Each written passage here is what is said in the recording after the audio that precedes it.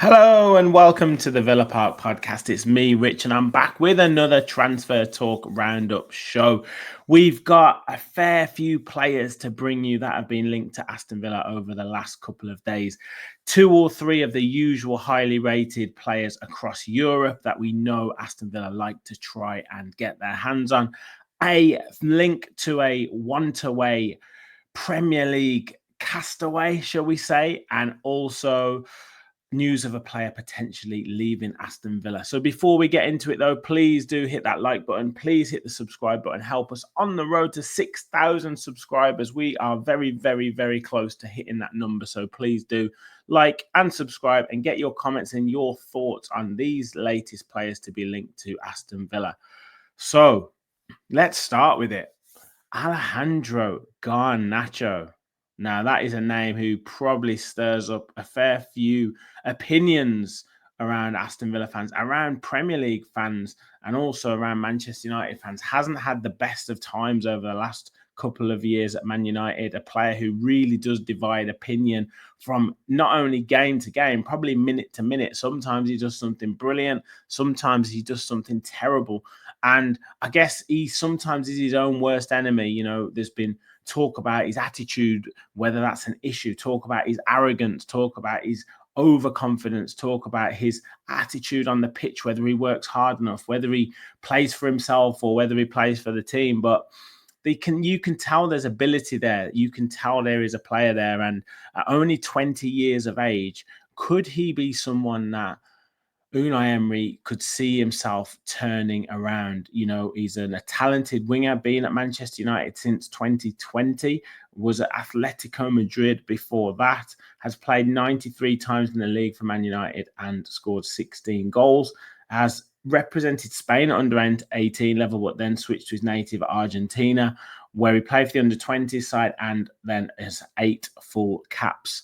And I believe Ruben Amorim has clearly said that he doesn't want him. Now, whether that is a kind of a Machiavellian sort of move, whether it's to sort of challenge him to put it in pre-season and then sort of show him that he can put his arm around it, or whether it is actually that he is out and they wanted to cash in, I don't know. But Aston Villa have been linked with him for a few days now, and I don't know whether there's any truth in it. I don't know whether it's sort of bait by his agents or just putting Aston Villa's name in there, or whether there is any truth into it. We know what Unai Emery can be like with trying to see bargains in the market, players who've maybe fallen out of favour at certain clubs, and then he can turn them around with sort of really strict guidelines to how he expects them to play and how he wants them to play. And sometimes that works with players if they're given a clear structure and how to operate in.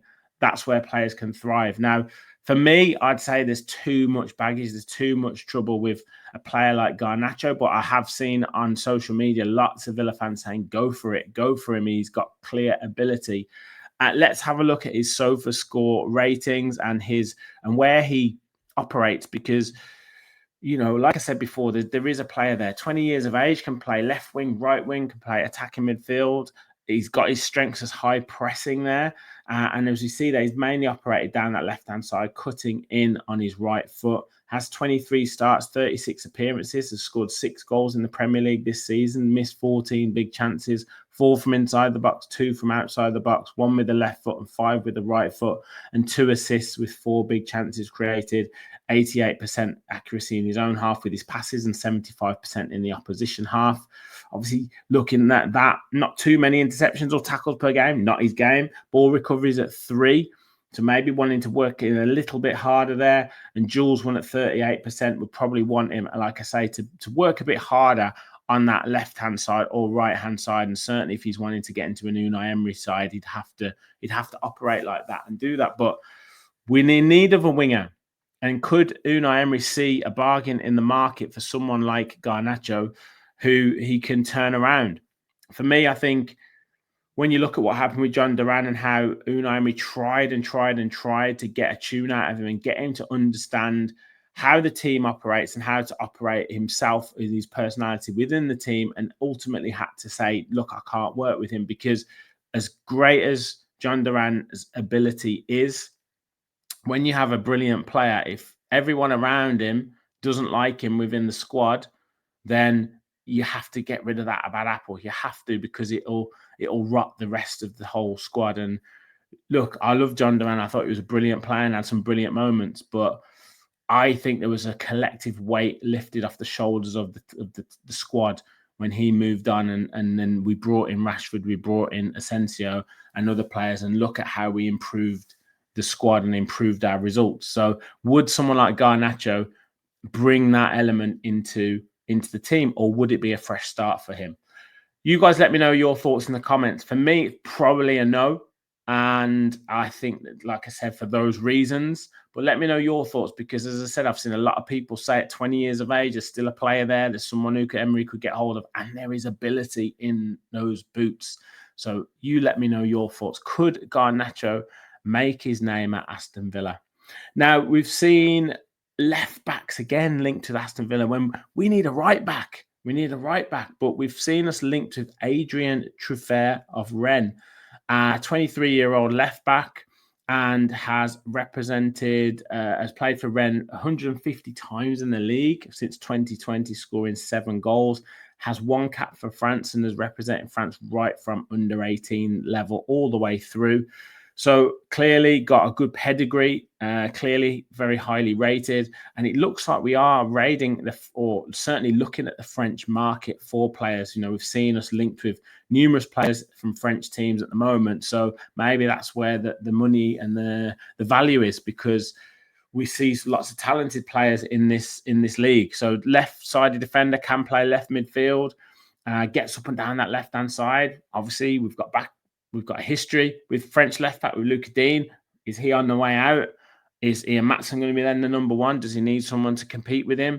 33 appearances, 31 starts, 2 goals scored this season, 1 missed chance, 2 goals from inside the box, 2 assists, 5 big chances created, 85% accurate passes, 86 in his own half and 74 in the opposition half. 55% in terms of accurate chip passes and 1.2 crosses per game, only 26% accuracy. So that's something maybe to look at with regards to comparing him with other fullbacks. 42% in terms of successful dribbles, only really tries 0.5 of them per game. 4.2 duels won, pretty good. 3.3 ground duels won, so again, pretty decent. So looks like a solid player. And at 23 years of age, as I say, probably a good value in the market and still some improvement to go. So could he be a good option at left back? Like I say, it's probably right backs that we need if we're talking trying to upgrade on that position with Matty Cash and Andres Garcia in there. But who knows? Who knows? He could be a good option. Now, centre backs has been a real one as well. We've obviously got Pau Torres at the minute. Ezri Konsa seemed to be the first choice. We've got Tyrone Mings potentially looking at a new deal, but what that will involve in terms of, you know, maybe looking at ending his career at Aston Villa, transitioning into a more of a coaching role or ambassadorial role. We've then got Alshkan coming in, but he's a young player. But another young defender that we've been linked with is Diego Coppola of Hellas Verona, an Italian under 21 international, but has been called up to the full squad. Now, he is wanted by quite a few clubs at the minute and seems to be extremely highly rated, as being in the Hellas Verona team, first team around about 4 or 5 years since 2021, 81 appearances in the league, 4 goals.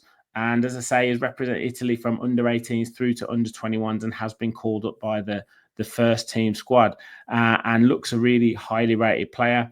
Pretty powerful, pretty big, and's got that first team experience, which we know that Unai Emery likes with a lot of the young players that he has bought so far. 21 years of age, probably get him at a really good price as well, looking at market value of 8.2 million euros. So you're probably looking at 10, 11 million euros. So absolute bargain, really, for a player with that first team experience. And as I say, has been recognised by Italy at the minute. 34 appearances, 33 starts, 2 goals, and both from inside the box, both with his head.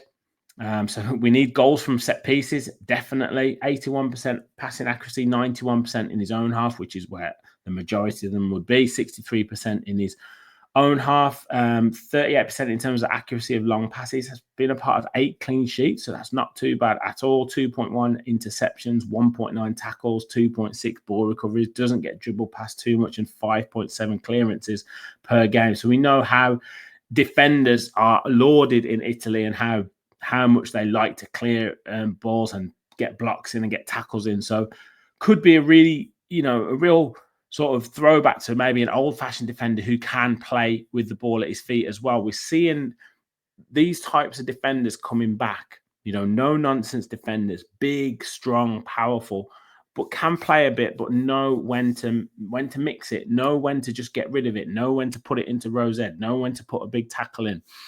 Because I think we're going to transition away a little bit from this playing it across the back, because teams are now pressing so hard, man for man, even doubling up on defenders at times, and it's getting more and more difficult for teams to get out. So this no-nonsense, powerful defender is probably going to be more coveted as we go through. So it'd be good to sign someone at that 20, 21 years of age to then be able to develop and build up. So watch this space with Coppola. That could be a good one to watch.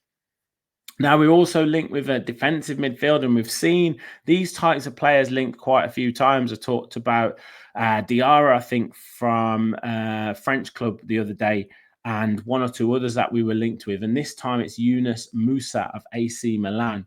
And 22 years of age, and currently plays for AC Milan. As I say, has played for Valencia and Valencia B team.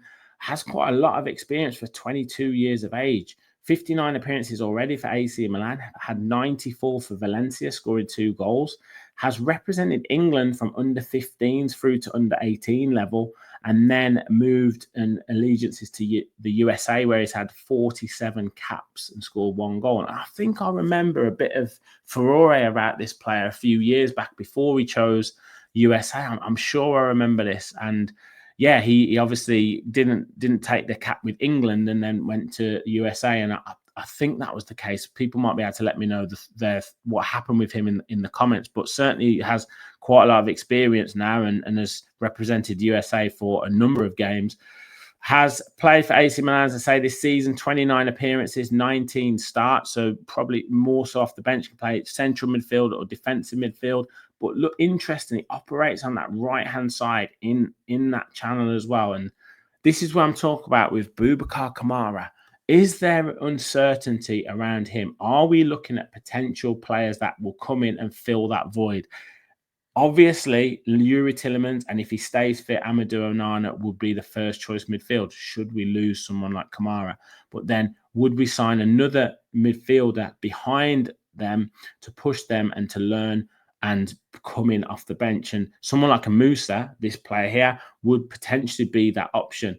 Not great in terms of the stats if we're looking at it right here compared to other players, but in terms of someone who has potential, rough diamond, good with a good pedigree, and comes at a good price and good value, then this could be the player for Aston Villa and Unai Emery. So it is worth watching, because the longer it goes without Kamara signing this new contract, potentially looks like it could, if it's to be done, could be done. I would imagine they'll want it done in the next week or two, because if there's value to sell Kamara before the June the 30th deadline, we're going to have to get it done quickly. And he is a player who I'd imagine will command a fee and will have numerous clubs interested in him. So watch this space, because I know there's a lot of talk about getting potentially looking at selling Jacob Ramsey. I know there's obviously talk about selling Emi Martinez, but watch this space on Boubacar Kamara. If he doesn't sign that contract or he stalls over that contract, a decision will have to be made. You guys let me know your thoughts though in the comments.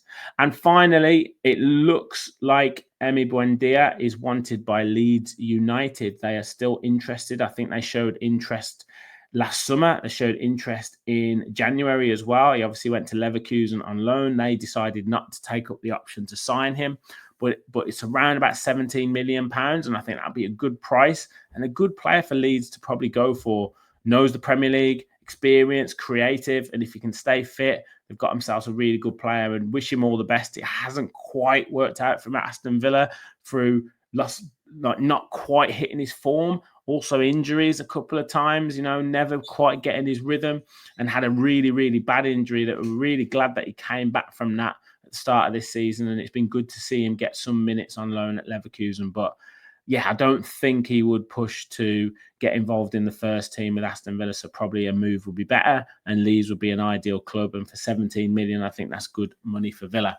So again, watch this space. Let me know your thoughts in the comments. So that is everything. Garnacho at Aston Villa. Can you see it? Do you want it? Or are you absolutely not? Let me know your thoughts in the comments. Musah, is he a player who could come in to replace Kamara and be that maybe understudy to Tielemans and Onana? Diego Coppola, is he a good central defender to maybe be the future for Aston Villa? And left back, Truffert, do we need another left back? Or is it right backs that you want to see? Let me know your thoughts in the comments. Make sure you hit that like button, hit the subscribe button, help us on the road to 6,000 subscribers. I'll be back with plenty more transfer talk shows over this off season. So make sure you stay tuned to the channel. Thank you all for watching. And as always, remember, we'll follow the Villa.